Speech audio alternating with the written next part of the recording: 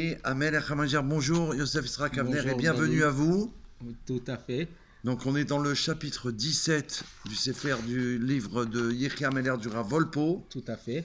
Et donc, dans le cours précédent, on était resté sur le fait qu'il y avait une contradiction apparente dans Rambam, savoir où est-ce que Maïmonide se positionnait, et qu'il y a la discussion entre Tosfot et Ran, entre Tosfot et Rabbeinu Nissim, d'accord, donc dans lequel on part du principe que d'après Rambam, si un roi n'est pas choisi par Hachem, donc par un prophète, il n'a pas le statut de roi, alors que d'après Rabbeinu Nissim, dès lors qu'on a coupé la royauté de David et qu'on a fait passer au royaume d'Israël, Oui. il a le statut de roi de manière globale à tous les sujets.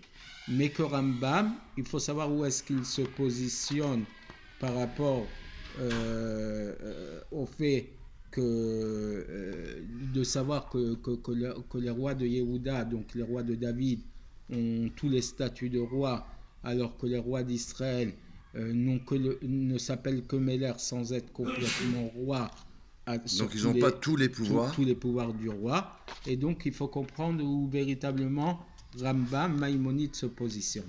D'accord ? À Et savoir, donc, faut-il un prophète ou voilà. il n'y a pas besoin de prophète? Dès lors que le prophète a fait une première fois, ça se poursuit pour tous les rois suivants, ou est-ce qu'il faudrait qu'à chaque fois le prophète l'impose ou pas? Très bien. D'accord ? Alors, il dit, on ne peut pas dire aussi que d'après l'avis de Rambam, on peut répondre aux questions de Tosfot comme l'ont expliqué plusieurs responsables, Oui. notamment le Aruch Lener, en disant que bien qu'Achav avait le statut de roi, ce n'était que pour les autres règles, mais pas par rapport au fait de pouvoir confisquer des biens à tout individu. D'accord ? Et que donc Rambam ne pense pas comme ça. Puisque Rambam, dans le chapitre 4 des lois des rois, il a tranché comme Shmuel que tout ce qui a été dit dans le paracha du roi, à savoir qu'il a confisqué, le roi Achav a confisqué à Nébout ses champs, d'accord, il écrit que tout ce qui a été dit à ce propos-là, c'est pour le roi de Yehuda et de David. Et qu'à propos des rois d'Israël, il a dit que toutes les règles de la royauté s'impliquent dans lui. Et donc même le fait de pouvoir confisquer des biens à des individus. Et donc, et comment donc Rambam expliquera la raison pour laquelle il a été puni? On a dit, comme le Zohar l'a posé, pourquoi il a été puni, puisqu'il s'appelle roi et qu'un roi, il a tous les droits, il a le droit de confisquer des biens, d'accord? Et il est obligé de répondre que, comme la deuxième réponse de Tosot, à savoir que Achav n'avait pas le statut véritable de roi parce qu'il n'a pas été choisi par un prophète, par Hachem, et donc a priori, il n'avait pas tous les pouvoirs. C'est sûr. Et a priori, ce n'est pas comme nous avons écrit, que c'est que le premier roi d'Israël qui doit être imposé par le prophète et pas les rois suivants. D'accord ? On a dit que d'après un avis, si il fallait un précédent, une première fois, c'est là que ça s'est fait par les prophètes, mais qu'ensuite il n'avait plus besoin de prophètes. Et donc a priori, la question revient par rapport aux rois des Hashmonaïm, etc., ceux qui ont régné longtemps après la disparition des prophètes. Comment, d'après Rambam, ça peut marcher, alors que lui, il se positionne en disant qu'il doit toujours être imposé par un prophète et non pas par le peuple. Et on peut expliquer que Rambam n'a déjà pas de question de base sur Achav. Pourquoi ? Parce que, à part le fait que certains commentaires du Rambam, comme le Lechem Mishneh et Agaot HaMishnayot, ils expliquent que le fait que le roi puisse prendre des gens, ce n'est qu'en période de guerre. que donc il pourrait utiliser les fruits des champs pour donner à manger à ses serviteurs. Mais que le champ lui-même, il n'a pas le droit d'en profiter. Il y a une différence à faire entre le champ et l'usufruit, les fruits des champs. Les fruits, on peut les confisquer pour donner à manger à ses serviteurs en période de guerre, mais le champ lui-même, il appartient au propriétaire en fait. En tant que quelqu'un qui n'a pas véritablement le statut de roi. Et comme c'est prouvé du langage de Rambam là-bas. Mais même sans dire ça, d'accord, on peut dire que déjà Rambam, il n'a pas de question sur l'épisode de Achav. Parce que puisque Rambam a tranché que ce n'est que lorsque le roi suit le chemin de la Torah qu'il a le statut de roi, donc puisque Achav, il n'a pas suivi le chemin de la Torah, il n'avait dès lors pas dès le départ le statut de roi. Et donc, il n'a aucun problème. Et c'est pour ça qu'il sera puni. Et c'est pour ça qu'il a été puni. D'accord ? Et donc, le fait qu'il a été puni, c'est la preuve que Rambam pense que pour qu'un roi d'Israël il ait le statut de roi, ce n'est que lorsqu'il suit le chemin de la Torah. D'accord. Donc, il ne faut pas prendre le problème à l'envers du fait qu'il a été puni pour la confiscation du champ de Nevout. C'est parce que depuis le départ, Achav n'est pas considéré comme roi d'après l'avis de Rambam, puisqu'il ne suit pas le chemin de la Torah. Et il faut dire que dans le même ordre d'idées, c'est aussi l'intention de Tosfot lorsqu'il répond dans une des réponses qu'il a écrit que Achav a été puni parce qu'il a emprunté cette vigne pour y faire de la avodah zara, de l'idolâtrie. D'accord ? Et donc, puisque dès le départ, il a été négad à Torah, contre l'avis de la Torah, en faisant de l'idolâtrie, donc il n'a aucun mérite de roi, il n'a aucun pouvoir statut, alors, de par la force de la Torah, lorsqu'il fait une action qui s'oppose à la Torah. Et bien qu'il y en a qui pensent pas comme Rambam, et que d'après eux, même lorsque le roi ne suit pas le chemin de la Torah, il a quand même le statut de roi, mais ce n'est que pour d'autres sujets. Mais lorsque dans le sujet même d'un roi qui va contre la Torah, il ne peut pas recevoir les qualités de roi par une force toranique. D'un catégorie nasesanégor, puisqu'un accusateur ne peut pas devenir un protecteur. Un juge ne peut pas être un avocat, c'est ça ? Oui, et on le comprend tout simplement que quelqu'un qui va clairement, explicitement contre la Torah, on ne peut pas le considérer comme roi. Mais évidemment. Et en plus, qui fait tout le contraire de la Torah, de l'avodah zara, de l'idolâtrie. Allez voir les cours des Bnei Noach pour voir toutes les implications de l'idolâtrie. Et donc, d'après ça, on peut encore redire, d'après l'avis de Rambam, comme on l'a expliqué précédemment, qu'on n'a pas besoin qu'un prophète vienne à chaque fois qu'on impose un nouveau roi dans Israël.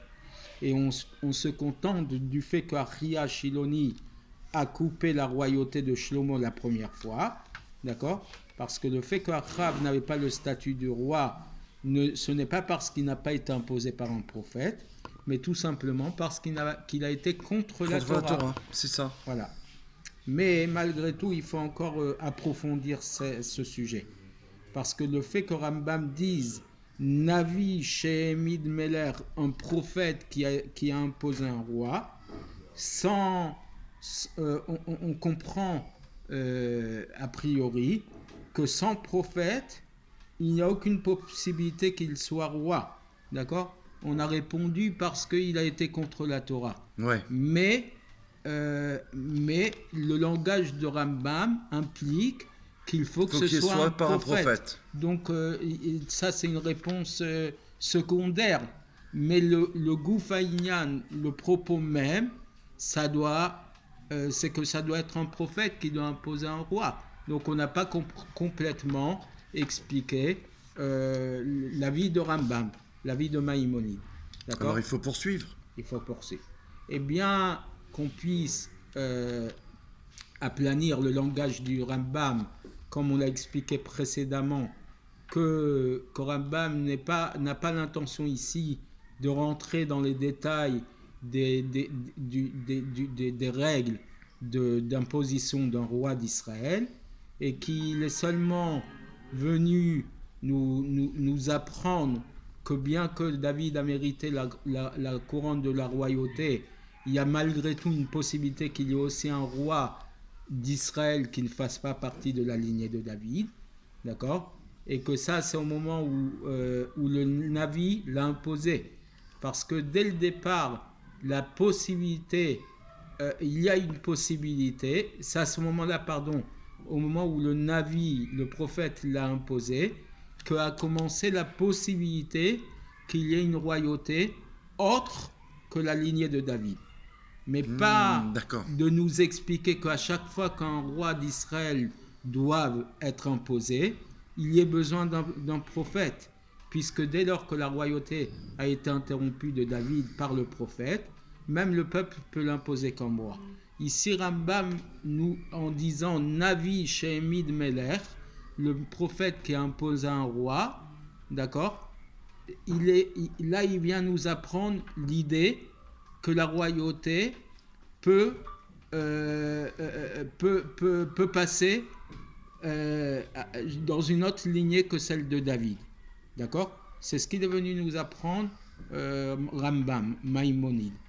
Mais pas nous apprendre qu'à chaque fois il faut qu'il y ait un prophète. D'accord? Pour un roi d'Israël. C'est juste nous apprendre l'idée que quelqu'un qui ne soit pas de la lignée de David puisse être roi. Mais pas nécessairement nous apprendre qu'il faille toujours un prophète pour imposer un roi. D'accord. Mais ces paroles-là contredisent apparemment ce que le rabbi a dit dans la sikha suivante, dans l'écoute Sikhot, partie 25, troisième sikha de la paracha de Chaye Sarah. Chaye Sarah, donc c'est par rapport en plus... En général, on est au Kinousa Shurim. Là-bas, il écrit le rabbi à propos des rois de Hashmonaïm. Oui. A priori, il n'y a pas de statut de roi,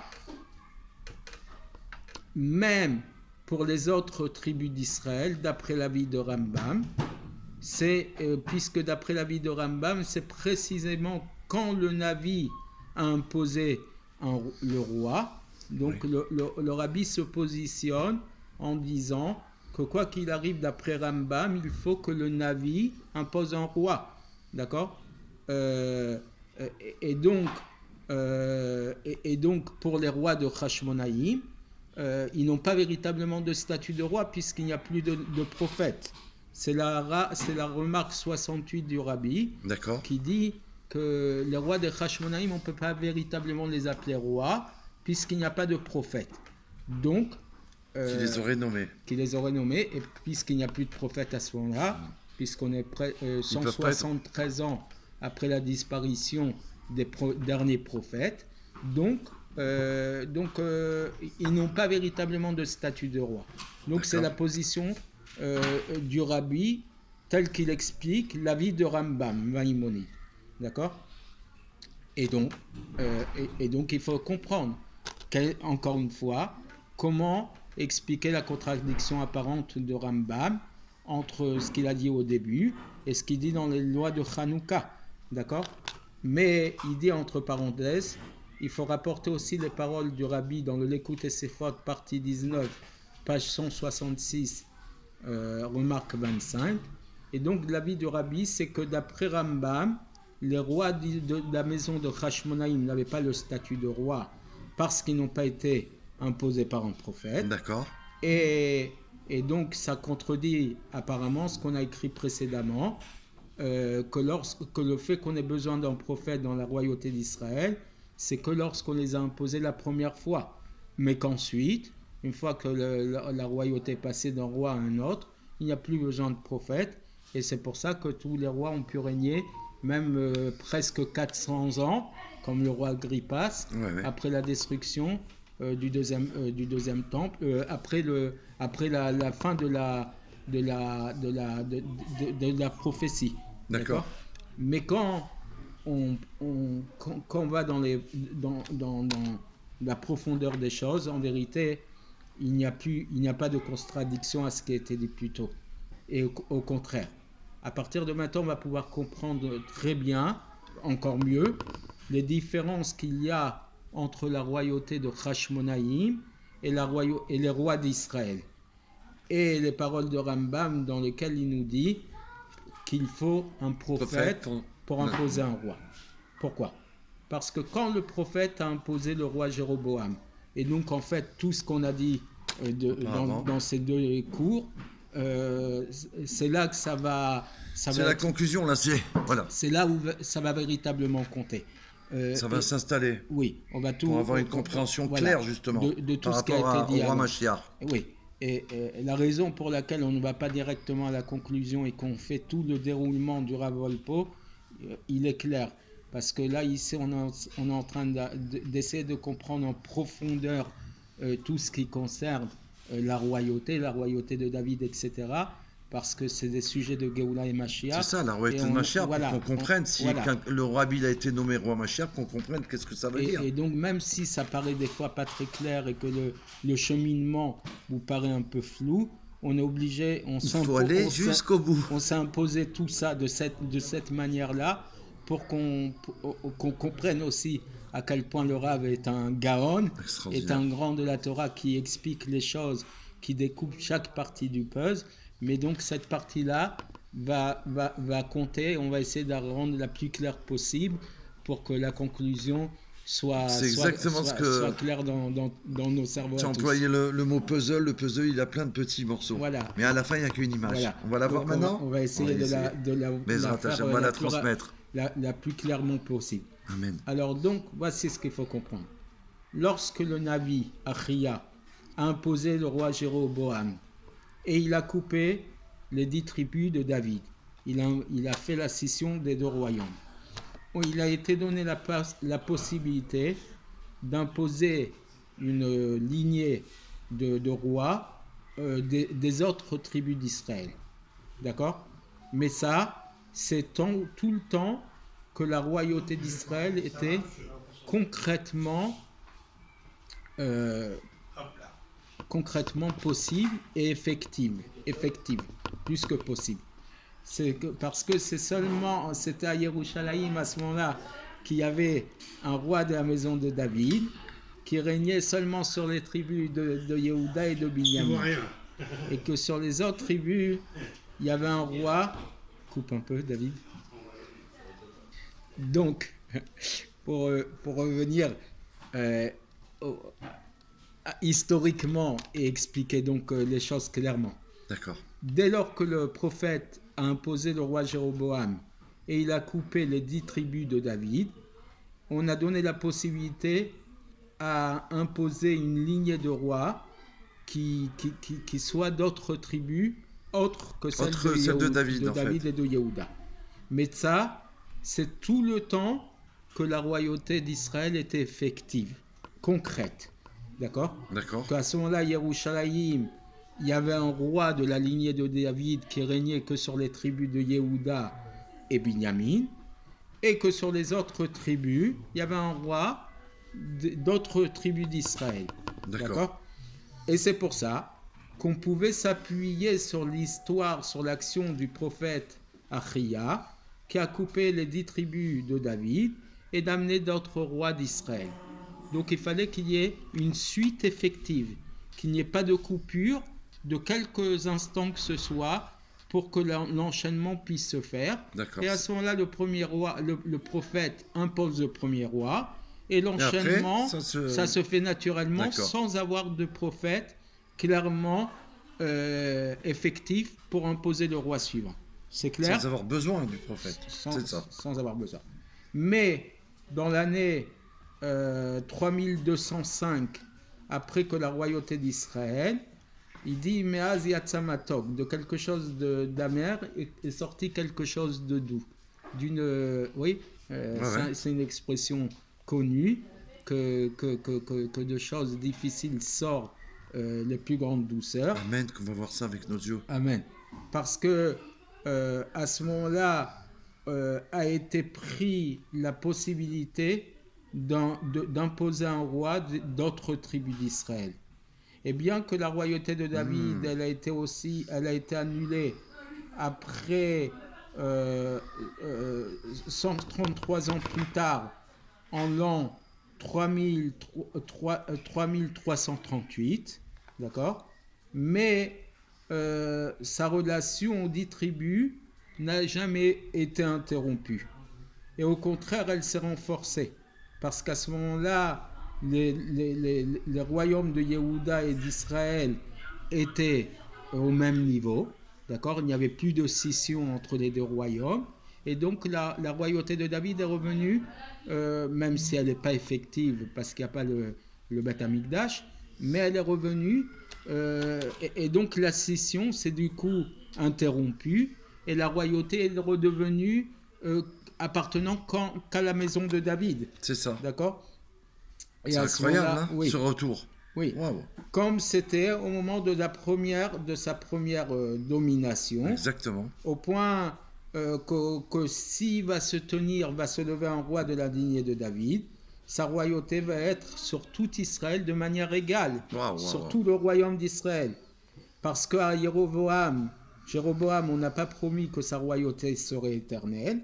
Et lorsque s'est annulée la royauté des rois d'Israël, elle s'est annulée complètement. Exact. Donc, et c'est pour ça. Alors que celle de David, elle a été faite éternellement. Depuis David Améler, et ça Hachem lui a promis dès le départ. Et c'est pour ça que tant que la royauté d'Israël ne s'est pas interrompue, il n'y avait pas besoin d'un prophète pour imposer chaque roi de manière séparée. Mais lorsque la royauté d'Israël s'est interrompue, Israël ne peut plus s'appuyer sur Achia Shiloni et à imposer des rois qui ne soient pas de la lignée de David. Parce que à ce moment-là, le chidouche, la nouveauté qu'Achia Shiloni a apportée lorsque la royauté s'est coupée de David, elle s'est interrompue. Oui. Et à ce moment-là, il y a besoin d'un prophète pour imposer un roi qui fasse partie des autres tribus d'Israël. Et comme le rabbi le précise dans le langage de Rambam, d'accord? Oui. Quand il dit, il n'a pas écrit un roi d'Israël qui a été imposé par un prophète, mais il a écrit le prophète qui a imposé un roi. Ouais. Cette nuance nous montre bien que c'est le Navi qui doit le faire.